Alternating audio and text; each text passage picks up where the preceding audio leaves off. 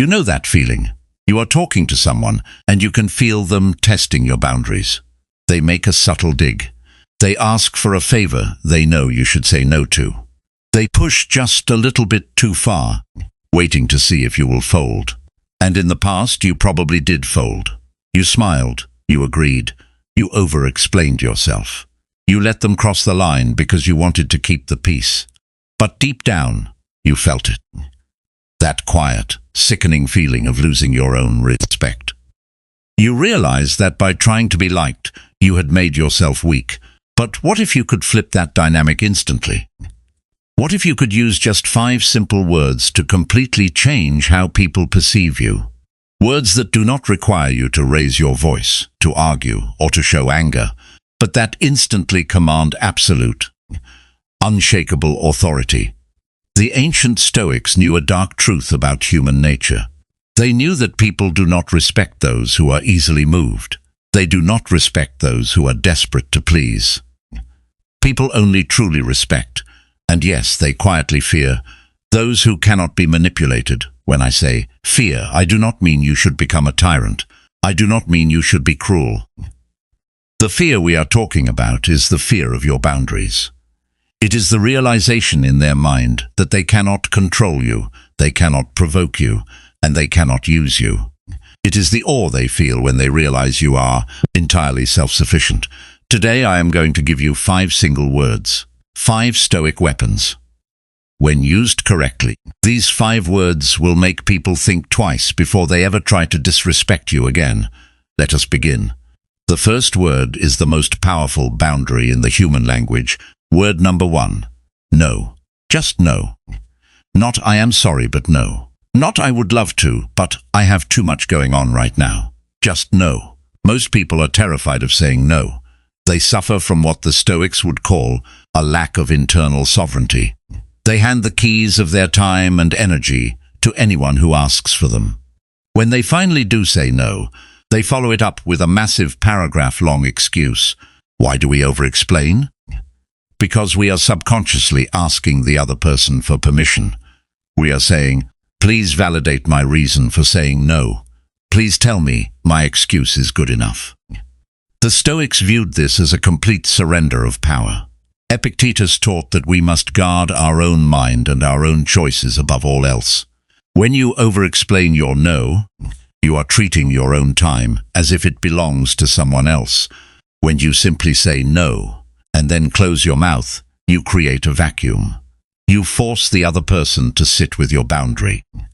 You show them that your no is not a negotiation. It is a law of nature. People fear a well-placed no, because it signals that you value yourself more than you value their approval. It tells them that you are not a resource to be consumed, but a fortress to be respected. The next time someone asks something of you that you do not want to do, look them in the eye, say no, and then go back to what you were doing. Watch how quickly their entire demeanor changes. Word number 2 is the ultimate shield against emotional manipulation. Word number 2, interesting. Imagine someone is trying to provoke you. They make a passive-aggressive comment. They try to bait you into an argument. They tell you something outrageous just to see you get upset. Your ego wants to fight back. Your ego wants to prove them wrong. But the Stoic observer does not take the bait. Instead, you look at them with a calm, neutral expression and say, interesting. That is it. Interesting. This word is devastatingly powerful because it completely strips the other person of the reaction they are desperate for. When someone insults you or tries to start drama, they are feeding you their emotional chaos. They want you to absorb it and reflect it back to them.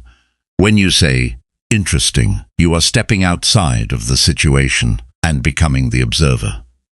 You are essentially saying, I hear the noise you are making, but I am not participating in it.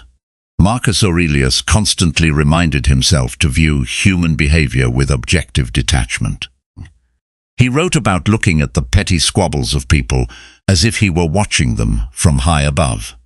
When you say interesting, you are adopting that high vantage point. It drives manipulative people absolutely crazy. They cannot argue with interesting. They cannot fight it. It makes them look foolish for trying to provoke you, while making you look like the most unbothered, high-status person in the room. You are not attacking them.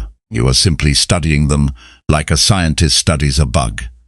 And nothing makes a bully feel smaller than being studied. Word number 3 is the mirror that forces people to confront their own bad behavior. Word number 3, why? This is not an angry why. This is a calm, genuinely curious why. When someone crosses a line, when they make an unreasonable demand, or when they say something deeply disrespectful. Do not get mad. Do not defend yourselves. Why? Why did you just say that? Why are you asking me to do this? Why do you think that is acceptable? Human beings, especially those who act out of insecurity or a desire to dominate, rely on momentum. They rely on you reacting emotionally so they can play the victim or escalate the conflict.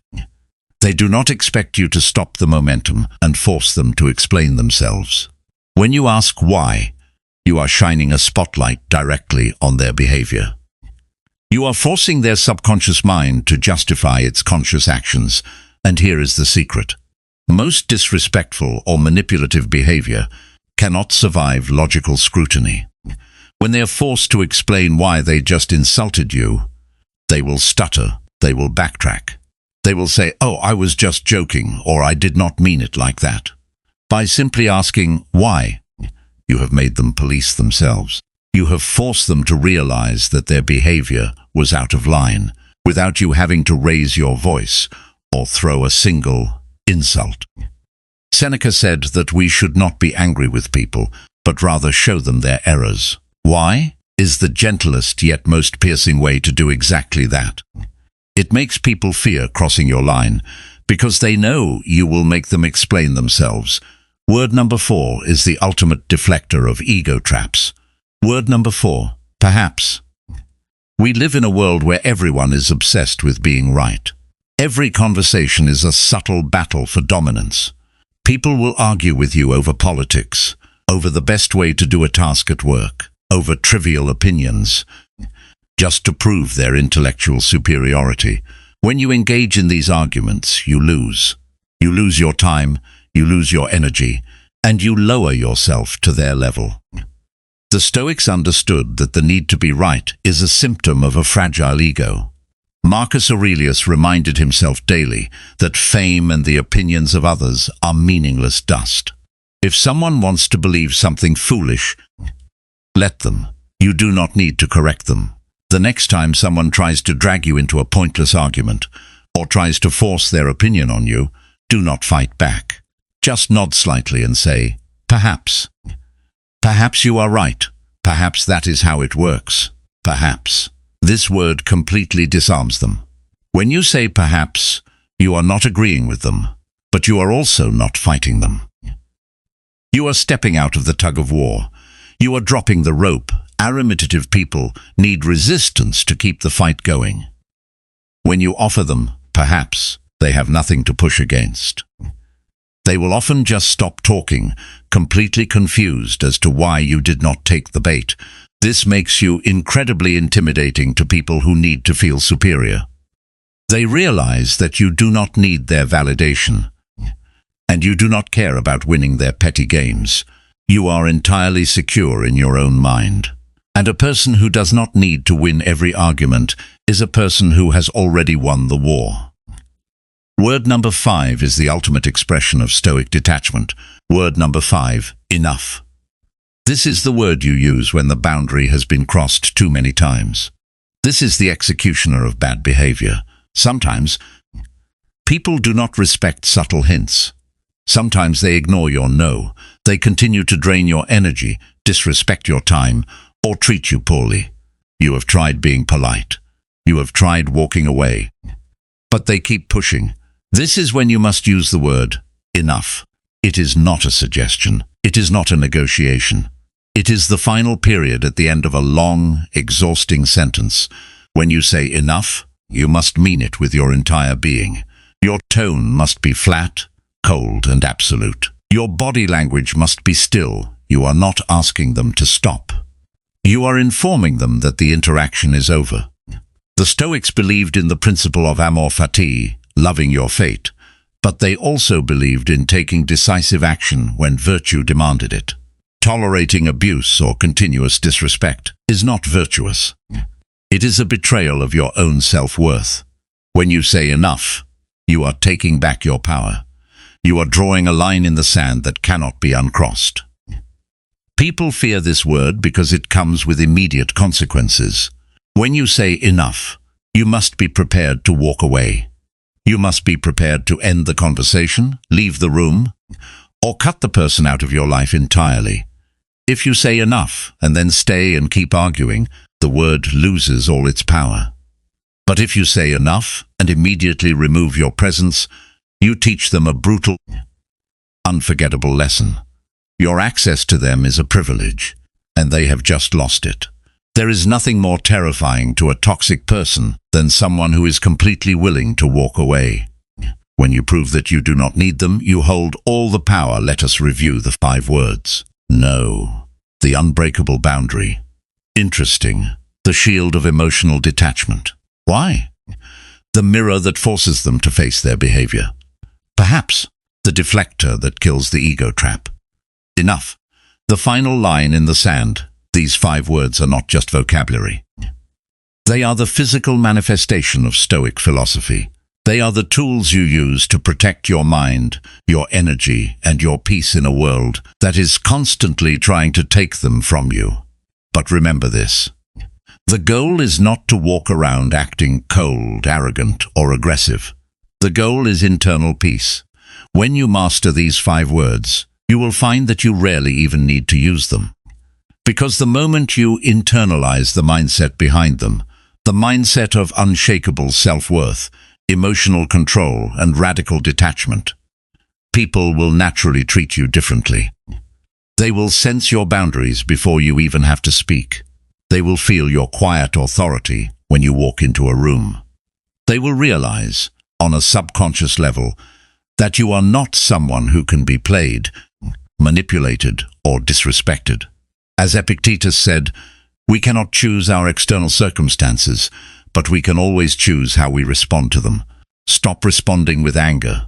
Stop responding with desperation. Stop responding with over-explanations.